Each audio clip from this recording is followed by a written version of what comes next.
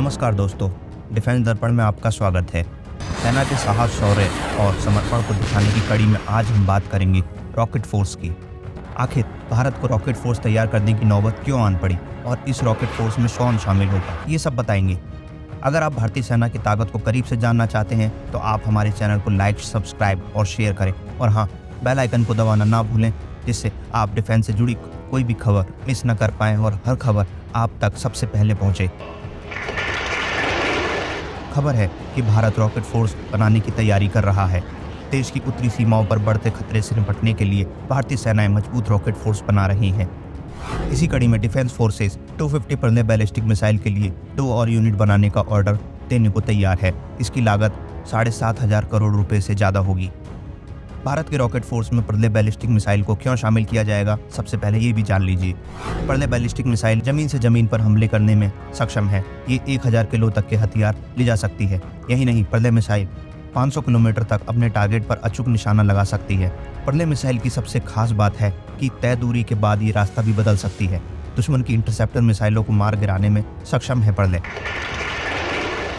DRDO ने अभी तक परले की गति का खुलासा नहीं किया है, लेकिन अनुमान के मुताबिक इसकी गति 2000 किलोमीटर प्रति घंटा हो सकती है। परले मिसाइल में सॉलिड प्रोपेलेंट वाला रॉकेट मोटर लगा है। इसमें नई टेक्नोलॉजी के गाइडेंस सिस्टम में state of the art navigation and integrated avionics भी लगाया गया है। परले के निर्माण की बात 2015 से ही चल रही थी।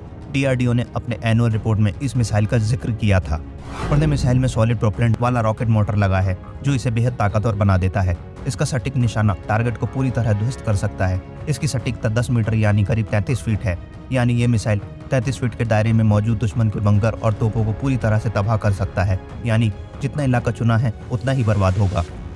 अगर ये पृथ्वी 3 के प्लेटफॉर्म पर बनी है तो परले के वॉरहेड में जरूरत के मुताबिक क्लस्टर म्यूनिशन, केमिकल वेपन और परमाणु हथियार भी लगाए जा सकते हैं। खास बात यह है, इसे जमीन के साथ साथ कनस्टर लॉन्चर से भी दागा जा सकता है। यानी LAC पर परले मिसाइल को आसानी से कहीं भी लगाया और ले जाया सकता है, जिससे दुश्मन के लिए इसे ट्रैक करना आसान नहीं होगा। और जरूरत के मुताबिक परले मिसाइल को कहीं से भी आसानी से लॉन्च भी किया जा सकेगा।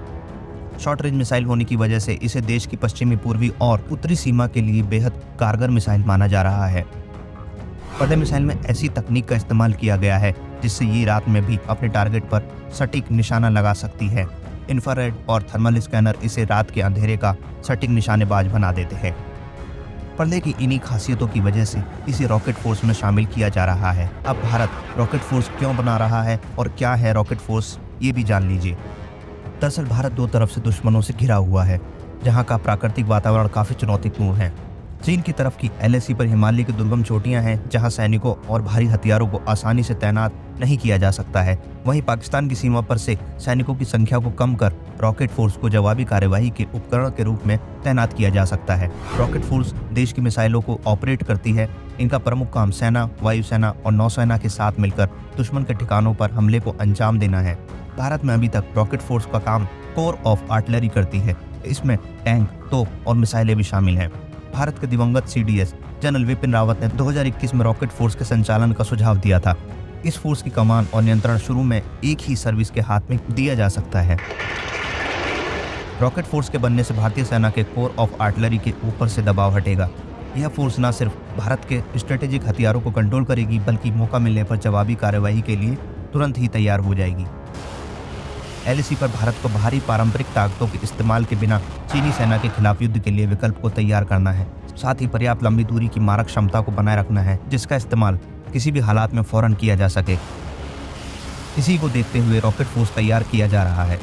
इसी के साथ चैनल को लाइक कीजिए, शेयर कीजिए और सब्सक्राइब कीजिए, और बेल आइकन को जरूर दबाइए, जिससे कोई भी अपडेट आप मिस ना कर पाएं। धन्यवाद।